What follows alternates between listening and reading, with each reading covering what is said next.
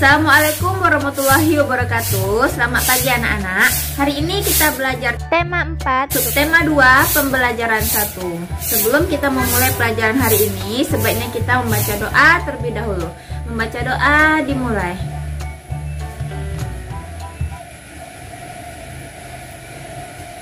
Baca doa selesai.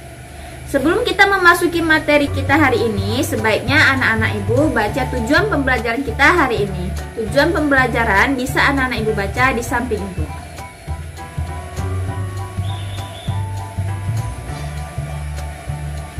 Sudah dibaca anak-anak? Baiklah, materi kita hari ini adalah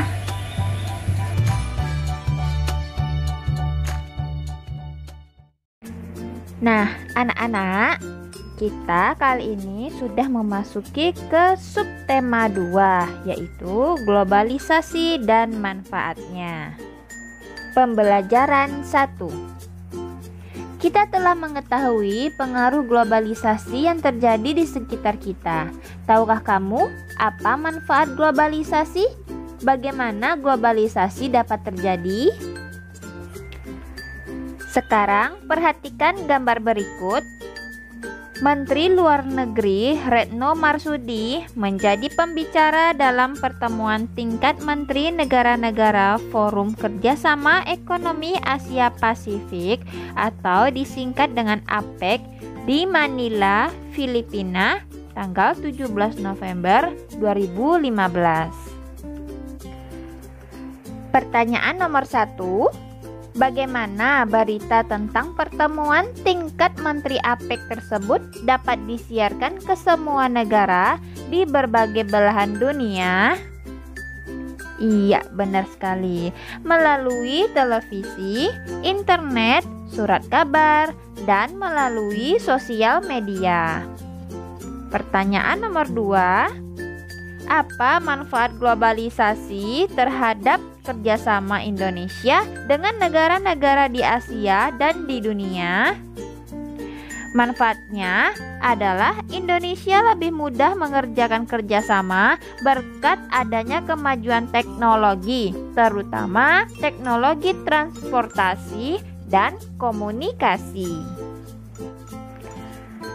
Kali ini Ibu akan membacakan sebuah teks eksplanasi yang berjudul Bahasa Indonesia dinilai layak jadi bahasa ASEAN.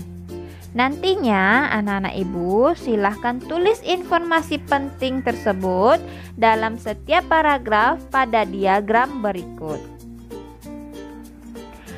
Bahasa Indonesia dinilai layak menjadi bahasa ASEAN karena merupakan bahasa dari negara dengan penduduk yang besar. Bahasa Indonesia berasal dari negara dengan penduduk sekitar 250 juta, seharusnya bisa menjadi bahasa ASEAN, kata guru besar Tetap Bidang Linguistik Universitas Mataram, Profesor Dr. Mahsun MS digelar Wicara Internasionalisasi Bahasa Indonesia di Universitas Negeri Jakarta, Kamis. Paragraf baru. Menurut Mahsun, bahasa Indonesia memang hanya memiliki 90.000 kosakata, tetapi mempunyai strategi gramatikal untuk menciptakan kata baru. Sehingga bahasa Indonesia merupakan bahasa yang kaya. Misalnya, dari kata hati banyak dikembangkan menjadi mata hati, jatuh hati, patah hati, dan lainnya. Atau dari kata anak berkembang menjadi peranakan, kekanakan, kanak-kanak, dan sebagainya. Jelas Mahsun. Paragraf berikutnya. Pada kesempatan yang sama, budayawan Indonesia Frans Magnus Suseno atau akrab disapa Romo Magnis menilai bahasa Indonesia layak menjadi bahasa global. Dalam bahasa Indonesia kita bisa ungkapkan apa saja. Jadi masuk akal kalau bahasa Indonesia diakui di ASEAN. Bahasa Indonesia itu sempurna, tidak kaku, dan bisa berkembang. ujarnya. Paragraf terakhir, oleh sebab itu, ia menyayangkan semakin banyak generasi saat ini yang merasa lebih percaya diri menggunakan bahasa Inggris sebagai bahasa utama ketimbang menggunakan bahasa Indonesia. Bagi saya, mengherankan orang Indonesia pakai bahasa Inggris di rumah. Kemampuan bahasa Inggris cukup dipelajari sebaik mungkin sebagai bahasa asing. Saya dukung orang kita bahasa asing bisa maju, tetapi kalau bahasa Indonesianya sebagai bahasa ibu diganti, rasanya kosong karena tidak menyentuh ke hati. Jelas Romo Magnis yang belajar bahasa Indonesia sejak tahun 1962 itu. Sekarang, silahkan tulis informasi pentingnya di dalam diagram berikut. Paragraf pertama itu merupakan topik masalah. Paragraf kedua dan ketiga merupakan deret penjelas. Paragraf terakhir yaitu paragraf 4 merupakan simpulan dan pesan atau pendapat pribadi penulis. Kira-kira jawabannya seperti ini anak-anak. Pada paragraf 1 itu merupakan topik masalah. Topik masalahnya adalah bahasa Indonesia dinilai layak menjadi bahasa ASEAN karena merupakan bahasa dari negara dengan penduduk yang besar. Pada paragraf kedua ini merupakan deret penjelas. Deret penjelasnya yaitu bahasa Indonesia mempunyai strategi gramatikal untuk menciptakan kata baru karena bahasa Indonesia merupakan bahasa yang kaya. Dan dilanjutkan pada paragraf 3 masih mengenai deret penjelas. Bahasa Indonesia layak menjadi bahasa global karena bahasa Indonesia itu sempurna, tidak kaku, dan bisa berkembang. Pada paragraf keempat yaitu simpulan dan pesan atau pendapat pribadi penulis, yaitu banyak generasi yang menggunakan bahasa Inggris sebagai bahasa utama, namun bahasa Indonesianya sebagai bahasa ibu jangan diganti. Nah, seperti itu ya kira-kira anak-anak jawaban dari paragraf eksplanasi yang ibu bacakan tadi. Kita lanjutkan. Bagaimana posisi dan peran Indonesia di bidang politik dalam kerjasama dengan negara-negara di wilayah Asia Tenggara? Nah, ibu mempunyai alternatif jawabannya yaitu bentuk kerjasama Indonesia dalam bidang politik. Yang pertama adalah mempererat hubungan politik melalui pertukaran duta dan konsul. Yang kedua, menciptakan stabilitas politik. Yang ketiga, mengadakan perjanjian ekstradisi. Selanjutnya, peran Indonesia dalam hubungan kerjasama dengan negara di Asia Tenggara dalam bidang politiknya ini anak-anak, yaitu yang pertama, mengirim duta dan konsul ke negara anggota. Yang kedua, menerima dan memfasilitasi duta dan konsul dari negara anggota. Yang ketiga, ikut serta dalam mengendalikan dan menyelesaikan konflik yang terjadi di negara anggota. Dengan menyelesaikan konflik, stabilitas politik suatu negara itu dapat terwujud. Yang terakhir, mengembalikan penjahat dari negara anggota yang melarikan diri ke Indonesia sebagai wujud penegakan perjanjian ekstradisi. Jadi perjanjian ekstradisi itu maksudnya anak-anak ya, mengembalikan penjahat dari negara anggota yang melarikan diri ke Indonesia sebagai wujud penegakan perjanjian yang dari awal sudah dibuat. Begitu. Nah, sekarang bagaimana penggunaan energi pada masyarakat Indonesia?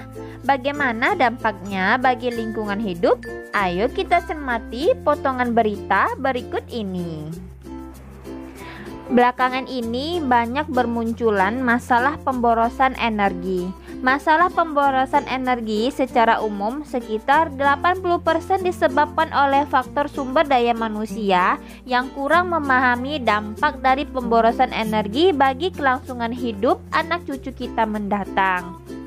Selain disebabkan oleh manusia, ada pula 20% disebabkan oleh faktor teknis.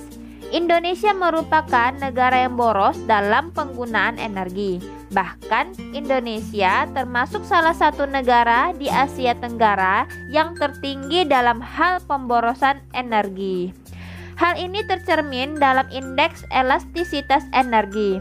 Skor Indonesia lebih tinggi dibandingkan dengan negara-negara di Asia Tenggara, bahkan dengan negara maju. Hal ini menunjukkan perlunya masyarakat Indonesia mengonsumsi energi secara lebih efisien dan mengurangi pemborosan.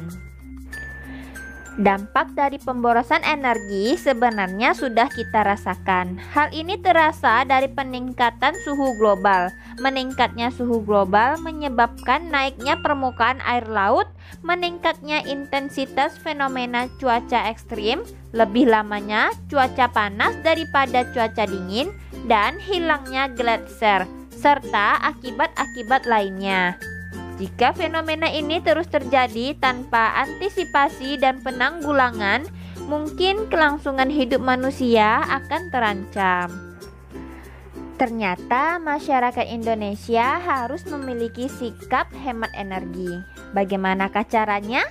Ayo kita lakukan percobaan sederhana berikut ini. Nah, sekarang kita sebagai manusia yang bertanggung jawab harus memiliki sikap hemat energi. Salah satunya menggunakan lampu hemat energi. Untuk membuktikan lampu mana yang hemat energi, bisa kita lakukan percobaan berikut dengan alat dan bahan yang tersedia, yaitu satu buah lampu bohlam 5 watt, satu buah lampu LED 5 watt, satu buah lampu neon 5 watt. Ketiga lampunya dengan ukuran yang sama ya, sama-sama 5 watt. Dan satu buah dudukan lampu. Beberapa buah baterai 1,5 volt, 0,5 meter kabel, gunting isolasi, dan satu buah kotak atau kardus bekas mie instan. Setelah alat dan bahannya telah tercukupi, sekarang kita ikuti langkah percobaan seperti pada gambar berikut ini. Yang pertama, buatlah satu rangkaian lampu sederhana seri. Letakkan dudukan lampu di bagian dalam kardus. Yang kedua, pasang ketiga jenis lampu tersebut secara bergantian di dalam kardus. Terakhir, amati kualitas terangnya cahaya dari ketiga jenis lampu tersebut. Nah, untuk membuktikan dan menyatakan mana lampu yang paling terang, silahkan lakukan percobaan ini dan jawablah pertanyaan berikut berdasarkan hasil percobaan. Pertanyaan nomor 1. Lampu mana yang memiliki kualitas cahaya paling terang? Iya, benar. Jawabannya adalah lampu LED. Pertanyaan nomor 2. Lampu mana yang paling hemat energi? Jelaskan. Iya, jawabannya lampu LED. Karena dengan daya atau watt yang sama, lampu LED mampu menyala lebih terang. Artinya, jika kita memilih lampu neon atau bohlam, maka kita harus memilih lampu dengan watt yang lebih besar untuk menyamakan tingkat cahaya yang dihasilkan lampu LED. Kira-kira laporan kegiatan percobaan lampu hemat energinya seperti berikut ya. Nama percobaannya adalah percobaan lampu hemat energi. Yang kedua, tujuan yaitu untuk mengetahui jenis lampu yang paling terang, mengetahui jenis lampu yang paling hemat, dan mengasah kreativitas dan kemampuan menganalisa. Selanjutnya, alat dan bahannya yaitu bisa disalin saja pada buku siswanya yang pada halaman 55. Satu buah lampu bohlam 5 watt, satu buah lampu LED 5 watt, satu buah lampu neon 5 watt, satu buah dudukan lampu, beberapa buah baterai 1,5 volt, 0,5 meter kabel, gunting, isolasi, dan satu buah kotak atau kardus bekas mie instan. Sekarang kita masuk ke langkah kerjanya. Yang pertama, membuat tanda pada kardus untuk menentukan titik letak masing-masing komponen. Selanjutnya, rangkai baterai secara seri, tempelkan saklar dan dudukan lampu di kardus sesuai titik yang telah dibuat tadi. Kupas ujung kabel dengan gunting, lalu hubungkan ke kutub positif baterai. Potong kabel tadi sesuai jarak baterai dan terminal saklar. Kupas ujung kabel tersebut lalu hubungkan ke terminal saklar. Ulangi langkah seperti nomor 4 dan 5 untuk menghubungkan terminal saklar ke terminal dudukan lampu serta terminal dudukan lampu ke kutub negatif baterai. Tempelkan sedikit isolasi ke setiap sambungan kabel dengan terminal dari setiap komponen. Pasang setiap jenis lampu secara bergantian. Amati tingkat kecerahan dari setiap lampu dan catat hasilnya bila perlu. Dan kesimpulannya adalah lampu LED merupakan lampu yang menyala paling terang, sehingga lampu ini juga yang paling hemat dikarenakan dengan daya watt yang sama. Lampu LED mampu menyala lebih terang. Demikianlah pembelajaran kita hari ini. Untuk lebih memahami materi yang telah Ibu sampaikan, silahkan baca bukunya di rumah atau putar-putar terus video yang telah Ibu berikan. Jika kurang paham, silahkan bertanya kepada kedua orang tuanya, kakak atau abangnya ada di rumah. Ibu akhiri, wassalamualaikum warahmatullahi wabarakatuh.